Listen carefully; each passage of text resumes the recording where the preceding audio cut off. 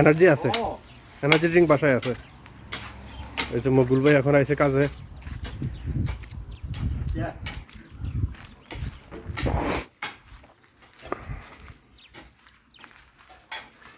ওই লম্বা কুদারিটা দেখছেন পিছনে আচ্ছা দেন 12:30 বাজে 40 হয়ে গেছে, দেন তাড়াতাড়ি দেন, আমি যাই আসি। কি ভাই? ও আচ্ছা, আপনি কি মানে বাসা সাপটাপ করার জন্য কিছু আনতে যেতেছেন? এই যে সবাই কিছু জানে না, না ক্যামেরা লাইয়া বিরিং করে। আমগো মকবুল ভাই উনি হচ্ছে এখানকার ইনচার্জ। আর এই যে ভাই, সুপারভাইজার, ওই যে মালিক হইলো যে, আমি এটা কাটি দিছি। ভাই হচ্ছে সুপারভাইজার। দেন হ্যাঁ ওই চাপ দেন দৌড় ভাই। ভাই, কাজ কি একদিনে শেষ হইব না আরো 2-3 দিন লাগবো? না না, আজকেই সব শেষ করতে হবে। কন্ট্রাক্টের টাকা পাইবেন না যদি আজকে কাজ শেষ না হয়। পরিকল্পনা চলতেছে, কাজ কিভাবে করব, একদিনের মধ্যে শেষ করতে হইব।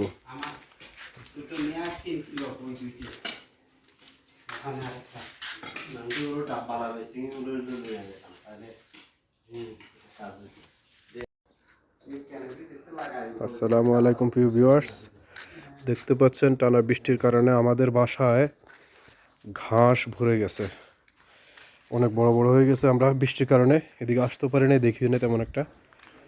এখন দেখলাম যে না, অনেক বড় বড় ঘাস হয়ে গেছে।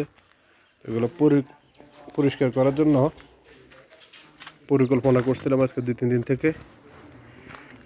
এখন সবাই মিলে আল্লাহর রহমতে শুরু করছে, যে পরিষ্কার চলতেছে। এখন মোটামুটি কিছুটা সম্পূর্ণ হয়ে গেছে, 10% হয়ে গেছে, আর 90% বাকি আছে।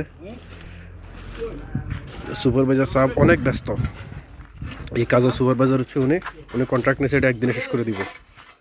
হ্যাঁ এই জঙ্গলটা খালি পরিষ্কার করে দিবা জয় ভাই। জি ভাই, কোনা দিয়া দিবেন দন্দুলের লাগা, দন্দুল গাছ লাগানো একটা গর্ত করে, একটা গর্ত আর এখানে একটা গর্ত। আচ্ছা ঠিক আছে, এখানে গাড়ি কোনা লাগানো গর্ত। একটা গর্ত করে দিবেন।